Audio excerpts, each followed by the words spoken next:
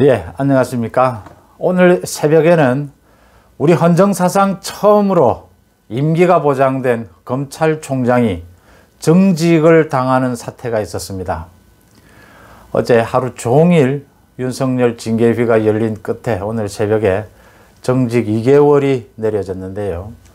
윤석열 총장의 어제가 환갑이었다고 그러죠. 환갑 선물치고는 좀 그렇습니다. 윤석열 총장은 일단 오늘 대검찰청으로 출근을 했고요.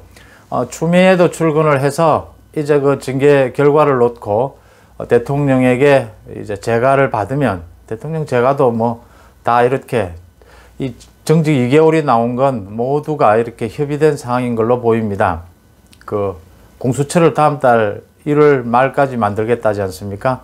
그러니까 최소한 2개월은 돼야 되는 거죠. 정직 2개월. 지금 행정소송에서 또 대비를 해야 되니까 2개월이 생각하는 문재인 정권이 생각한 가장 최소한의 윤석열 식물총장으로 만들어 놓는 그 기간이다 이렇게 볼 수가 있는 거죠. 추미애가 올려서 이제 문재인 재가가 나면 윤석열 총장은 이제 또 행정소송으로 이제는 또 대검찰청에서 나와서 행정소송으로 대응할 방침입니다. 윤석열 총장이 입장문을 오늘 새벽 냈습니다. 윤석열 총장은 임기제 검찰총장을 내쫓기 위해 위법한 절차와 실체 없는 사유를 내세운 불법 부당한 조치로서 검찰의 정치적 중립성, 독립성과 법치주의가 심각하게 훼손되었다. 헌법과 법률에 정해진 절차에 따라 잘못을 바로 잡을 것이라고 윤석열 검찰총장은 밝혔습니다. 변호인을 통해서 입장문을 냈는데요. 윤 총장은 이제 대통령이 정직에 대해서 재가를 하면 곧바로 서울행정법원에 내게 됩니다. 서울행정법원에 이 징계 효력을 일시 중단해 달라고 하는 집행정지 가처분 신청을 낼 계획입니다. 이 집행정지 가처분 신청을 내게 되면 지난번에 윤 총장이 직무 배제됐을 때 또 행정법원으로부터 판결이 있었지 않습니까? 조미연 판사에. 그거와 유추해 보건대 윤 총장의 임기가 아직 7개월 넘게 남아있는데 정직 2개월은 윤 총장에게 돌이킬 수 없는 피해가 있다. 그 당시에 판결문에도 나왔듯이 그런 판결이 내려질 가능성도 있고요. 또 이번 징계위 구성 운영에 있어서 그 편파성 또 진행 과정에 있어서 절차 위반, 무리한 징계 사유, 이번 징계 사유 6가지 중에서 4개에 대해서 2개는 혐의가 없고 4개의 혐의를 인정했다고 하는데 그 4개라는 게 채널A 사건, 판사 문건, 뭐 정치적 중립 이 3가지입니다. 이것도 거리가 되지 않는다. 이게 도대체 말이 되지 않는다라는 게 그동안 여러 번 얘기가 나왔었죠. 그래서 서울행정법원에 이제 가처분 신청을 하게 되면 그 결과가 어떻게 나올지 관심을 끌게 되는데 지난번 직무배제에서의 그 가처분 신청보다는 이번에는 인용될 경우 그러니까 윤석열 총장이 승소할 확률은 그것보다는 높지는 않을 것이다.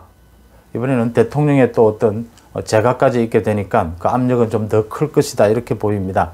또 이번에는 그 기간보다는 그 내용 이번에 그 혐의 내용을 들여다보게 될 테니까요. 하지만 가장 중요한 건 어제 하루 종일 오늘 새벽까지 그 이루어진 윤석열 징계위 운영을 보면요. 그 뭐 징계위원 구성에서부터 징계위 운영, 징계위원장이 쫓기다시피 시간에 쫓기다시피 계속 징계위를 운영을 했다. 마지막 윤석열 측의 그 변호인 최후 변론도 주지 않았다. 뭐 내용이 어떻든 간에 주지 않았다. 그런 점이 그 절차의 불공정성 그 부분만 집중 부각이 된다면 윤석열 총장에게 승산이 있을 것이다. 이렇게 보입니다. 정한중 징계위원장 마치고 난 다음에 기자들에게 자기 스스로 그 이야기를 했어요. 이 뭐 별로 좋지 않은 일을 오래 시간 끌 것 없다고 판단해서 빨리 진행을 했다. 오래 끌 것 없다. 오래 시간 끌 것 없다. 자기가 스스로 절차의 공정성을 무너뜨렸다는 걸 자기 스스로 자백을 하는 부분이죠. 이런 절차는 징계위라든지 재판이라는 절차는 정말 시간을 두고 충분하게 방어권을 주면서 공정하게 진행해야 되는 것이죠. 조금이라도 문제가 생기면 거기에 대한 의혹이 생기게 되고, 또 자기 정한중 위원장 스스로 이야기했다시피 뭐 청와대나 추미애로부터 뭐 연락받은 것 없다, 뭐 자기가 이야기했지만 다들 알죠. 이제는 그런 부분들이 있기 때문에 상당히 그 절차의 공정성이 문제가 될 것이다, 이렇게 보입니다. 이제 윤석열 총장이 정직 2개월을 받게 되면 그 조남관 차장이 또 대행을 하게 됩니다. 자, 이제 문재인 정부가 독재의 길로 들어섰다, 이렇게 보입니다. 그 대표적인 두 가지가, 하나는 공수처 설립이고 하나는 윤석열 찍어내기다. 완전히 본격화됐죠. 자, 이 부분에 대해서 이제는 윤석열과 야당, 야권 전체가 문재인 독재를 막기 위해서 한 목소리를 내야 되고 손을 잡아야 할 때가 왔다, 이제는, 이렇게 보입니다. 윤석열 징계에 대해서 김종인 국민의힘 비대위원장이 입장문을 냈습니다. 문재인 대통령의 상식에 반하는 태도다라고 하면서 인면권자로서 윤 총장을 불러들여 내쫓으면 될 일을 굳이 복잡한 절차를 거치게 했다, 상식적이지 않다, 이렇게 비판을 했습니다. 좀 물에 물 탄 듯 술에 술 탄 듯, 그렇지 않습니까? 김종인 위원장이 이명박 박근혜 사태에 대해서, 그 과오에 대해서 사과했던 부분, 그 내용이 맞는 건지, 또 지금 문재인 정부가 하고 있는 이 국정농단, 이 독재, 이것과 비교해서 그것이 어느 정도로 사과를 해야 될 부분인지, 또 지금 이 시기에 사과를 해야 되는 건지, 여러 가지 얘기가 있습니다. 여러 가지 많은 비판들이 많죠. 그런데 이게 지금까지의 보수 우파의 힘이 될 건지, 아니면 또 중도 쪽으로의 확장이 될 건지 굉장히 어려운 부분입니다. 사과 부분을 일단 차치하고라도요, 이제라도 공수처, 지금부터라도 공수처를 점검하고 막을 수 있는 방법들은 궁극적으로 막지는 못하겠지만 공수처의 공정성을 위해서 야당이 해야 될 역할들은 엄청나게 많이 남아 있습니다. 지금 인사청문회부터, 공수처장 추천부터 다시 해야 되거든요. 인사청문회, 그 다음 인사위원회 구성 첨첨이 남아 있고요.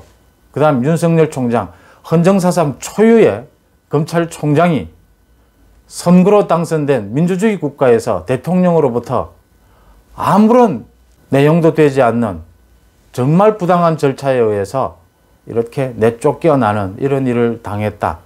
이 공수처와 윤석열 징계를 놓고 야권 전체가, 김종인 위원장이 이제 앞장서서 전체 문재인 독재를 막는데 윤석열 총장을 지원하는 부분, 그런 부분도 이젠 확실한 입장을 밝힐 때가 됐다, 이렇게 보입니다. 고맙습니다. 또 뵙겠습니다.